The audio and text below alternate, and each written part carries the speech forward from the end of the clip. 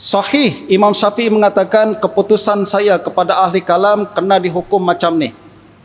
Kena dipukul dengan pelepah, kemudian dinaikkan ke atas unta, diarak ke seluruh negeri, kemudian dikatakan inilah hukuman untuk orang yang meninggalkan Al-Quran dan Sunnah lalu beralih kepada kalam. Sahih ucapan Imam Syafi'i kata macam tu. Tapi apa maksud Imam Syafi'i? Nah, ini jadi kefahaman. Kita kena rujuk kepada orang yang otoritatif.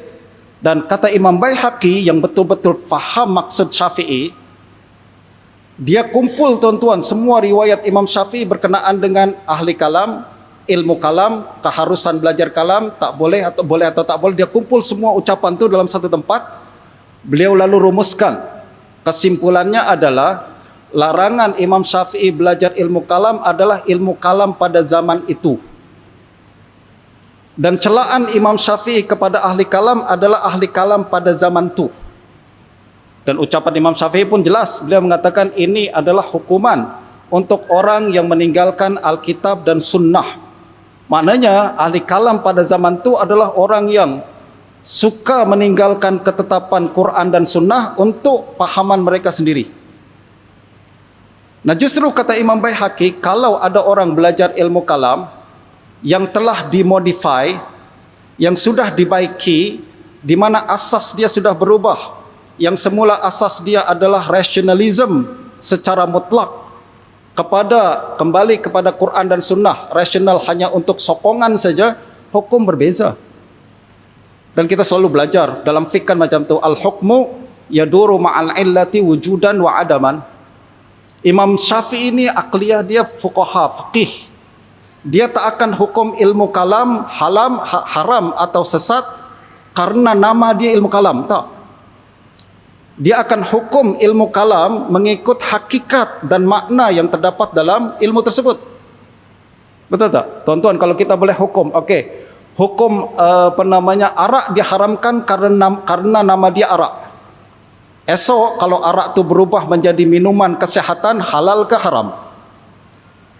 Kita tak hukum sesuatu mengikut nama. Kita menghukum sesuatu mengikut illah dia, sebab dia. Dan Imam Syafi'i melihat ilmu kalam macam tu karena ilahnya macam ni. Nah, justru kalau ilah tu masih ada, hukumnya sama. Tapi kalau ilah sudah berubah, maka hukum berubah. Nah, pada zaman Imam Syafi'i, ilmu kalam adalah macam ni. Adalah kalangan Mu'tazilah, Jahmiyah, Syiah dan lain-lain yang suka mengguna dalil-dalil akal mereka dan mengesampingkan Al-Quran dan Sunnah. Confirm beliau hukum haram perkara tu. Akan tapi kalau ilmu kalam sudah berubah, seperti mana yang telah dibawa oleh Imam Abul Hasan Al-Ash'ari, rubah rombak daripada asas dia secara asal, kembali kepada menjadikan Quran dan Sunnah sebagai asas dan rasionalisme sebagai sokongan saja, hukum mesti berubah, tuan-tuan. Betul tak? Takkan kita, tapi nama dia kalam, Ustaz. Yang namanya kalam, hukumnya macam tu. Itu namanya kita menghukum sesuatu mengikut nama, bukan mengikut hakikat dan illah. Nah, ini yang tak mungkin. Saya rasa Imam Syafi'i tak mungkin seorang faqih menghukum mengikut macam tu, yang sangat shallow dan cetek macam tu. Saya yakin tak mungkin. Yang ada adalah dia akan hukum mengikut illah dan sebab tersebut yang ada dalam ilmu tersebut. Kalau ada illah seperti mana yang ditetapkan oleh Imam Syafi'i, hukumnya macam tu. Kalau tak ada, sudah berubah. Dan so Imam Baihaqi, orang yang paling faham perkara ni, mengatakan ilmu kalam yang dimaksud Imam Syafi'i adalah ilmu kalam Mu'tazilah, Jahmiyah dan puak sesat lainnya. Ucapan tersebut tidak mencela ahli kalam, ahli sunnah. Justru kita kena bezakan antara ilmu kalam ahlu sunnah dan ilmu kalam Mu'tazilah. Tapi kita penat kadang, tuan-tuan.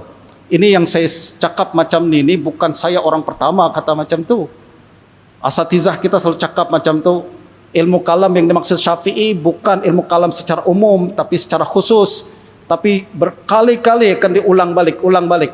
Imam Syafi'i mengharamkan kalam. Ash'ari ahli kalam, maknanya Imam Syafi'i tak mungkin ikut berakidah Asy'ari. Saya rasa kita kena tukar cara pandang kita agar lebih mendalam dan melihat isu dia lebih lebih esensial dalam perkara ini.